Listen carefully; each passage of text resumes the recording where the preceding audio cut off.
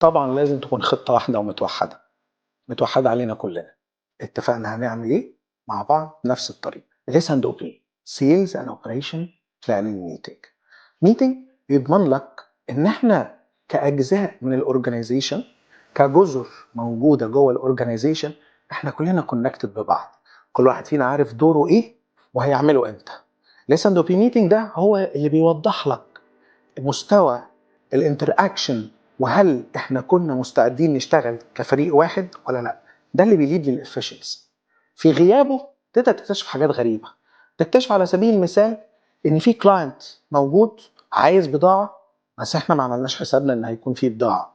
ليه؟ محدش كان منسق ان في الفتره دي ممكن يكون في اجازات موجوده في المخازن. ليه؟ محدش كان عامل حسابه ان الكميات دي كلها عندنا عربيات تقدر انها تنقلها.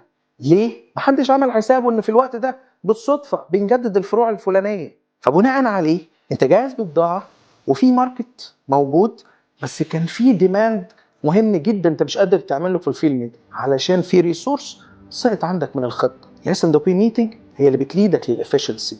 وده يفكرنا بالتوبيك اللي اتكلمنا فيه عن التراست، اللي كانت جزء مهم جدا من التعامل مع البارتنرز وبين بعضها. على التراست في اس ان بي ميتنج اللي نقدر كل واحد فيه يقول ايوه هقدر او لا ما اقدرش، ولو ما اقدرش ليه، واساعدك ازاي عشان اقدر احللك المشكله دي. اساعدك ازاي انك تقدر تحقق ده.